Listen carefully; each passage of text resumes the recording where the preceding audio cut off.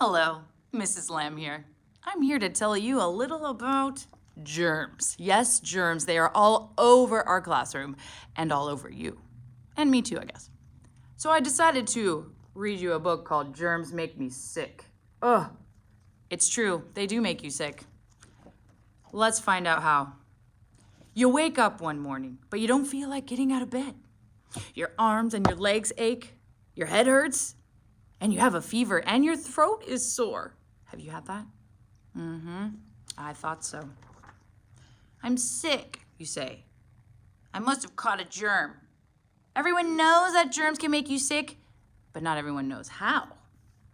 Germs are tiny, tiny living things, far too small to see with our eyes alone. In fact, a line of 1,000 germs could fit across the top of a pencil. What? That small. There are many different kinds of germs, but the two that usually make you sick, bacteria and viruses. Yes, say that with me. Bacteria and viruses. Oh my gosh, what is that? Good question. Bacteria are much like small plants, but they don't look like any plants, you know. You have to look under a microscope. Some bacteria look like little round balls. Others are as straight as rods. Still others twisted in spiral shapes. Take a look. That's what it looks like under a microscope. Viruses are far tinier than bacteria. Some look like balls with spikes sticking out on the sides. Others look like loaves of bread or like tadpoles. There are even some that look like metal screws with spider legs. Look at that. I wouldn't want that in my body. No, thank you. Germs such as bacteria and viruses are found everywhere. Yes, everywhere. They are in the air you breathe, the food you eat, and the water that you drink. And on everything you touch. That's right, every single thing you touch. Remember that next time you put your fingers in your mouth. Although germs are all around, they do not always make you sick. Many germs are not harmful. Also, your body keeps germs out most of the time. Your skin blocks the germs. As long as there are no cuts or scratches on your skin, germs can't get in, except for in your mouth and nose. Your nose helps too. It's lined with tiny hairs. The hairs catch many of the germs that you breathe in. They push them back out. Inside your mouth and throat is always wet. Germs often get stuck in there. They don't go any farther.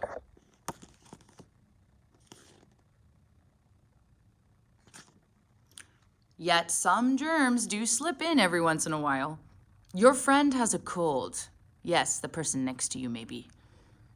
He or she sneezes. Germs fly everywhere. You breathe in that air. Some of his or her germs get into your lungs.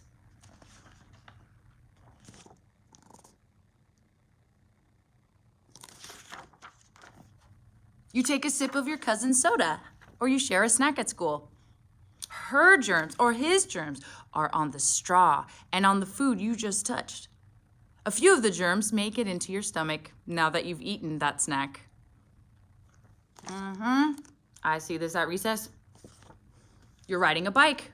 You fall and scrape your knee. Germs from the ground get into your skin. Even when harmful bacteria and viruses get into your body, you won't always get sick.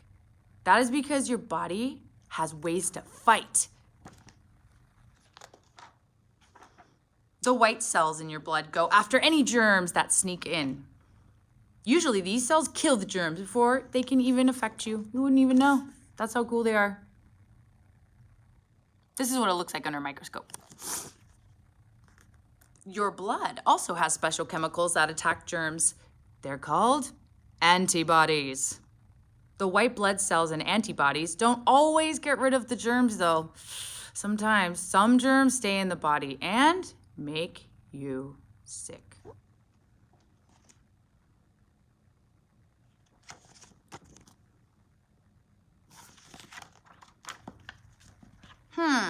What if the germs in your body are bacteria? they quickly start to multiply more and more and more and more and more. Each one becomes 2. Then they become 4, then 6, then 8. In a few hours, there may be 1,000,000 bacteria in your body in just a few hours. The bacteria give off waste products. Some of these wastes are poisons. The poisons can damage or kill cells that try to help your body. When enough cells are harmed and your body can't fight anymore, and the virus has won, and you get sick.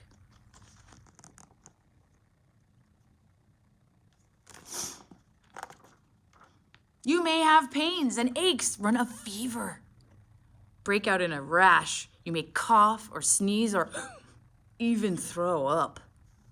These signs tell you that your cells are being killed inside your body. It's fighting and losing. Oh man, this one looks very sick. Some bacteria give off poisons that stay close to the bacteria. Bacteria in your mouth are like that. Their poison only attacks your teeth. It's called cavities. And it doesn't go any other places. That's a type of bacteria that only likes your teeth and will destroy your teeth if you don't brush them. Earaches and boils on the skin are also caused by bacteria whose poisons stay in one place. Brush your teeth. Other bacteria give off poisons that move around the body. One kind of bacteria that lives in the lungs. That's where you breathe. But it gives off poisons that are carried around in the blood.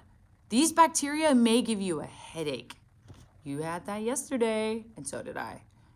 Or a sore stomach. Maybe you had some bacteria. So here's a picture of what it looks like on the inside of your body. Still, other bacteria have poisons in their outer coats. When they touch different cells, their poisons hurt or destroy them. As the cells die, you feel sick. This little kid does not look well, not at all. He's even saying, you don't look so good. What if viruses get into your body? Viruses are different from bacteria. They don't give off poisons. Each virus forces its way into a cell, and it disappears inside. For a while, nothing seems to be happening. I'm feeling good. Then suddenly, the cell explodes. Hundreds of new viruses tumble out. Each virus finds another cell and digs its way in. Then these cells pop open and more viruses pour out. Soon there are millions of viruses in your body. Here's what it looks like. Under a microscope, of course. The viruses spread out. As they do, you feel worse and worse. Viruses bring you colds, the flu, measles, mumps, and chickenpox, and lots of other illnesses.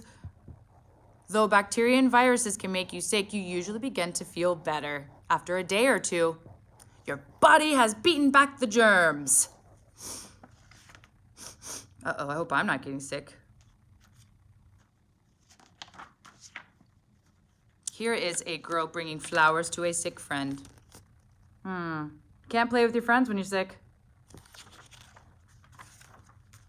At times, though, you feel very sick, or you stay sick for days. Then you should see a doctor. Doctors try to find out which germs are making you sick. What hurts, they ask. Let's take a look. Have you been to the doctors before, where they asked you those questions? Perhaps they swab your mouth or throat with cotton. Then they send the cotton with germs on it to a lab. Or they make a few drops of blood from your fingertip or arm. No one wants that. That also goes to a lab to be tested. It's what they gotta do to figure out what's inside you. You don't want that. Here's them at the lab. Your doctor gets a report and it tells whether the germs are bacteria or viruses. If the bacteria is making you sick, doctor usually gives you some medicine. It will kill the bacteria and make you feel better. Doctors do not have anything for viruses, though. You catch a virus, there is no medicine. But they can give you shots to help you. You gotta wait till your body fights off those viruses. If you do get sick with a virus though, the doctor may give you some medicine anyway. It won't cure you, but it will help you feel better. And it will protect you against bacteria that might make you even sicker. Ew, bacteria and viruses? Gross. When germs make you sick, your doctor will tell you to stay in bed. Bed rest makes it easier for your body to fight the germs. That is so true. That would be nice. I would like for my mom to bring me food when I'm sick. And my cat. Once you are well, you want to stay that way, right? There are lots of ways to keep healthy. Do you know some? What are some ways that you stay healthy? What are some ways you don't stay healthy? Germs do make you sick sometimes, but you can help yourself and be as fit as a fiddle all the rest of the time.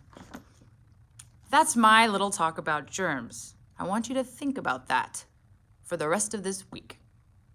Bye-bye.